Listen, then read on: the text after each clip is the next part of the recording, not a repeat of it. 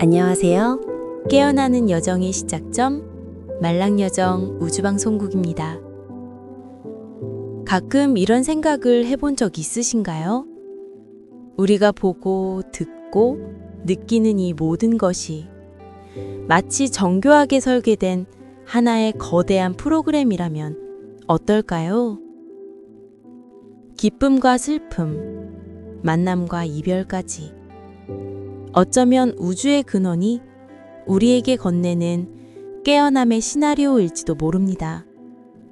오늘은 이 세상이 어떻게 만들어졌는지, 그리고 왜 우리는 여기에 있는지를 과학과 영성의 시선으로 함께 바라봅니다. 이 세상이 가짜일 확률이 높다는 주장은 단순한 공상과학이 아닙니다. 옥스퍼드의 철학자 닉 보스트롬의 시뮬레이션 논증에 기반하고 있죠. 논리는 간단합니다. 미래 문명이 초고성능 컴퓨터를 만들 수 있다면 그들은 조상 시뮬레이션을 무수히 돌려볼 수 있을 겁니다. 보스트롬은 그렇게 수많은 시뮬레이션이 존재한다면 우리가 원본 현실에 살고 있을 확률은 극히 낮다고 말합니다. 즉, 우리는 이미 시뮬레이션 안에 존재할 가능성이 높다는 이야기죠. 양자역학은 여기에 흥미로운 단서를 더합니다. 우리가 관찰하지 않을 때 물질의 상태는 결정되지 않습니다. 마치 시뮬레이션 엔진이 불필요한 장면을 렌더링하지 않는 것처럼요. 물리학계의 해석은 분분하지만 이 현상은 우리가 인식할 때만 현실이 완성된다는 점을 암시합니다. 또 우주의 모든 것이 진동수, 파동, 기하학, 그리고 수학적 법칙으로 이루어져 있다는 점은 이 우주가 정교하게 설계된 코드일 가능성을 보여줍니다. 그러나 이 논리에는 하나의 벽이 있습니다. 바로 무한태횡입니다. 시뮬레이션을 만든 문명은 또 누가 만들었을까요? 결국 우리는 최초의 원인을 찾지 못한 채 끝없는 고리 속을 돌게 됩니다. 이 과학의 빈틈을 의미로 채워주는 게 영성의 시선입니다. 이 세상은 근원의 사랑을 체험하기 위한 거대한 장이라는 해석이 있죠.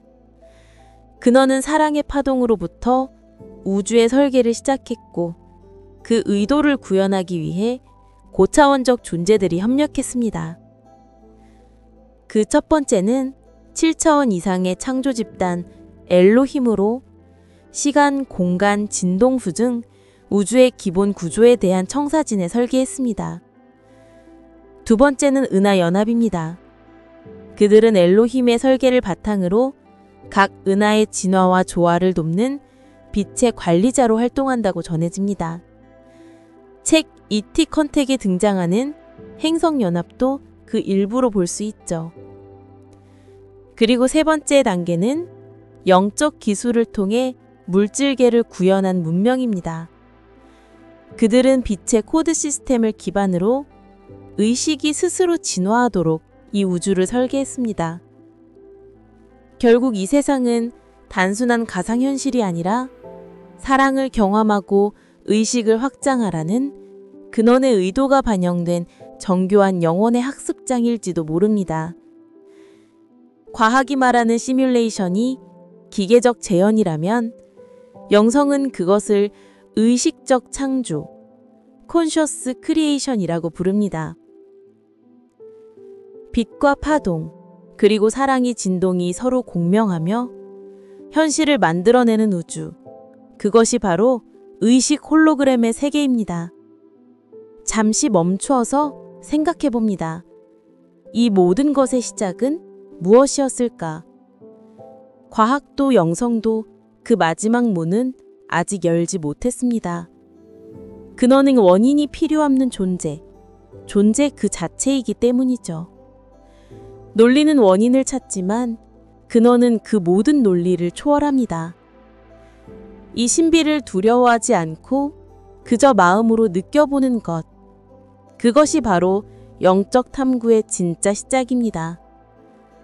우리는 단순히 누군가의 프로그램 속 존재가 아니라 사랑과 의식의 코드를 스스로 다시 써내려가는 창조자입니다. 눈앞의 세상이 진짜든 가짜든 우리가 사랑을 느끼고 나누는 그 순간만은 가장 진실한 현실이니까요. 그러니 오늘도 잊지 마세요. 여러분은 이 거대한 우주의식의 홀로그램 속에서 자신만의 빛을 만들어가는 근원의 확장체라는 걸요. 오늘의 말랑여정은 여기까지입니다. 오늘도 근원의 빛이 여러분 안에서 새 코드를 쓰고 있어요. 다음 여정에서도 함께 사랑의 코드를 이어가요.